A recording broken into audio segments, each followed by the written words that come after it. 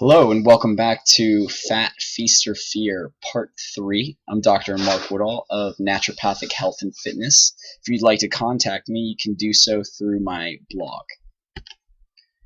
I want to jump from saturated fat discussion to the current 2013 American College of Cardiology and Heart Association's guidelines because they tie in together an important point, and that is LDL cholesterol as being a sole marker for heart disease risk. And this basically came about from the ATP3 guidelines, where we had this idea of treat to target. In the 2013 ACC American Heart Association guidelines, they specifically address the treat to target concept. They say in the paper, this strategy has been the most widely used the past 15 years, but there are three problems with this approach. First, current clinical trial data do not indicate what the target should be. So back in the day and for a long time, people would say, oh, if you have diabetes and heart disease, we need to get your LDL down to less than 70. And if you don't, we need just heart disease, let's keep it less than 100. We had these different targets. And the problem is we didn't really know what the target should be. We had these arbitrary classifications that we thought were so scientific and based on a ton of data, but they really weren't because those trials were never fully done. Second, we don't know what the magnitude of the additional atherosclerotic cardiovascular disease risk reduction that would be achieved with one lower target than another. Basically what that means is that if I had a copy of myself and I put myself on statin medications and my original self went from a 150 down to a 120 and my copied version went from a 150 down to a 105, while there might be a 15-point reduction, we don't know if that actually makes a difference in my longevity and mortality. Third, they go on to say that it does not take into account potential adverse effects from multi-drug therapy that might be needed to achieve a specific goal. So if you had a patient who had atherosclerosis and diabetes and their treat to target was less than 70 LDL, you would need to give them a full dose statin and maybe it only got them to 80 LDL cholesterol.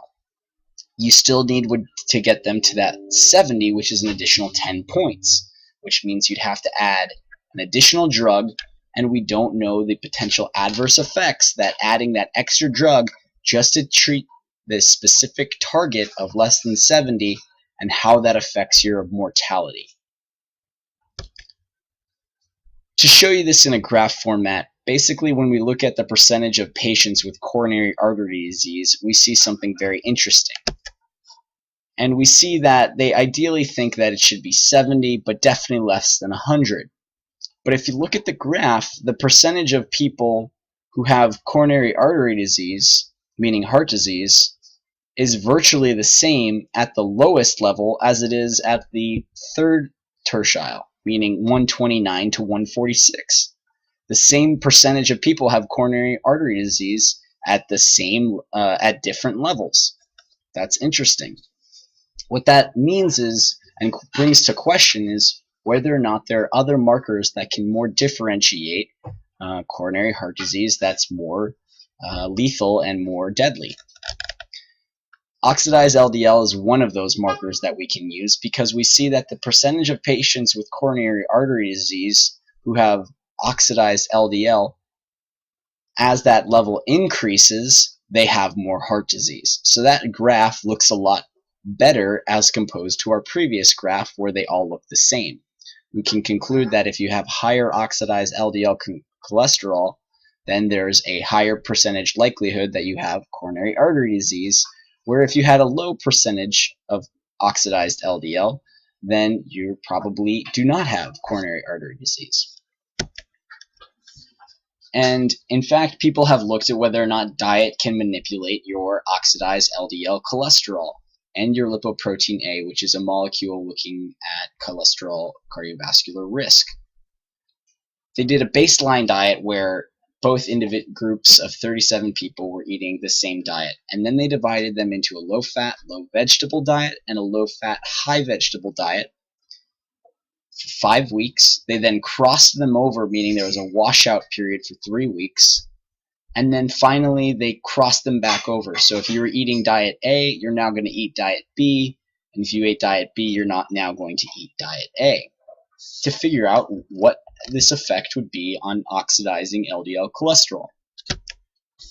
The paper goes on to say, compared to the baseline levels, the median plasma LDL cholesterol increased by 27%.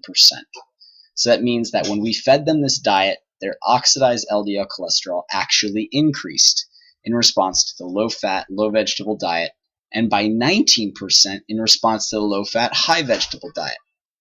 Although the plasma levels of lipoprotein A are considered to be regulated mainly by genetic factors, we explore the possibility of whether diet factors influence the lipoprotein A levels. Indeed, both study diets increased plasma lipoprotein A concentrations. So here what we have saying is that when we put people on a low vegetable, low fat diet or a low fat, high vegetable diet, we saw both an increase in their oxidized LDL cholesterol and an increase in their LPL-A concentrations, both of which are more adequate markers of cardiovascular disease risk. The median plasma LPA concentration increased by 7% when the subjects consumed low-fat, low-vegetable diet compared with baseline.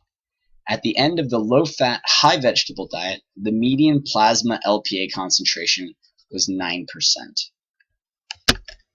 The authors go on to say that the major and unexpected findings of the present study were that dietary changes altered the plasma concentrations of oxidized LDL and lipoprotein A, so that the things that we thought might not be able to shift through diet actually can be.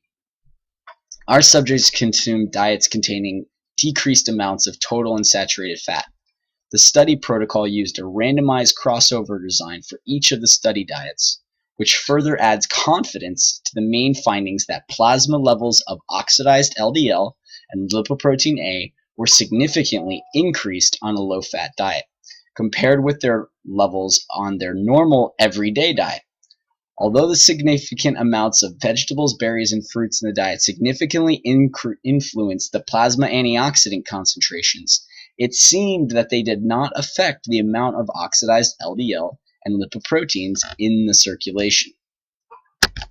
And I just want to highlight the fact that our subjects' diets contained decreasing amounts of total and saturated fat. Study protocol was a randomized crossover trial, which means that both groups ate the same different diets with a washout period. So we can say that, wow, this really is an effect of those diets. Then we'll go to another dietary intervention trial looking at atherosclerosis. And this was a dietary trial that wanted to look at if somebody had atherosclerosis in their carotid arteries, which diet would provide the best regression. Would it be a low-fat diet, Mediterranean diet, or a low-carbohydrate diet?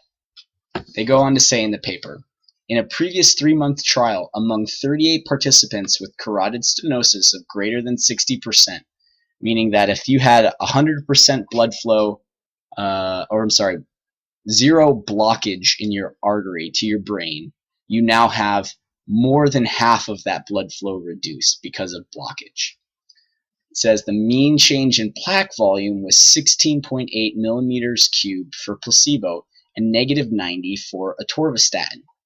What that says is that when they put people on a atorvastatin, which is a statin medication, they decreased the plaque volume in these people's carotid arteries, allowing more blood flow to potentially get to their brain and decrease their cardiovascular risk. More recent data showed that 3D ultrasound VWV, which is vessel wall volume, increased by 70 in the placebo group and decreased by 30 in the atorvastatin group. So let's go on to their trial. Here were their results. I've changed it into a graph to make it more easily understood. And what it shows is while there was no significant difference, so every diet improved the vessel wall volume. And I've put down here on the bottom right where statins would get you. So statins get you to a negative 90, and there's no significant difference here. between the low-fat, the Mediterranean diet, and the low-carbohydrate diet. However, the low-carbohydrate diet does have the highest value of these diets in the study that they chose. They go on to say carotid intima medial thickness changed by 1.1% from 0.816 millimeters at baseline to 0.808 millimeters after 2 years, with no significant difference between the diet groups. Means that we saw a decrease in this layer in your body. It's a very small change that we're detecting. Remember, it's 0.08 of a millimeter after 2 years, and that all three diets had an effect. The regression group had a higher baseline vessel wall volume, lost more weight, and decreased blood pressure further compared to the progression group. So this goes to show that whatever diet can get you to lose the most amount of weight and decrease your blood pressure the most is going to have the best results for decreasing your carotid arteries plaque progression. We then go on to talk about impaired endothelial function, which many people believe to be one of the originating factors in cardiovascular disease, meaning that you have to have impaired endothelial function for cardiovascular disease to really start to take manifest 30 years later. And what impaired endothelial function means is that when your blood rushes through your blood vessels, you should have what's called a shear force that your cells perceive as the blood is flowing by, and they say, wow, blood's coming through. We should dilate to allow more blood to go through. And if the blood vessels are not dilating, then we call that an impaired endothelial function, and that there's more arterial stiffness in your system. This paper looked at whether or not saturated fatty acids would impair endothelial function and arterial stiffness. It's a multi-center randomized controlled dietary intervention in subjects that increased risk of a metabolic syndrome, designed to assess the impact of modifying the type and level of fat on insulin sensitivity by replacing saturated fats with either monounsaturated fats, which i.e. olive oil, or carbohydrates. They have previously reported that a reduction in saturated fat intake led to a fall in total and LDL cholesterol, but did not influence insulin sensitivity. This is going to be a common theme that I continually bring up in my presentation, is that when we reduce people's saturated fatty acids, we're not affecting their insulin sensitivity. In fact, we may actually be hurting their insulin sensitivity, but we are reducing their total and LDL cholesterol markers, which I've already expressed my opinions on previously. So you can see there were 5 different groups that ate the different diets. A total of 30 to 44 people were analyzed at the end of the trial. Again, this was a 2-year study. Important things to note, though, in the beginning of this study is that the high carbohydrate diet group actually had the best insulin sensitivity as measured by their fasting insulin levels and their HOMA score, which is a measure of how insulin resistant their body is. You can see that with my red arrow showing that the insulin in the high carb diet was lowest before they started the high carbohydrate diet at 7.5 milliunits per liter, and that the other diets, the high saturated and high monounsaturated diet group people, had a higher fasting insulin and HOMO score. Again, with the HOMO score, anything greater than 2.2 designates insulin resistance. So you can see here from the get-go of this study that you have the high carb group that is not insulin resistant, and the high saturated fat, high monounsaturated fat that is insulin resistant. So that might skew your test results based on the fact that the groups were different to start. But in fact, it didn't.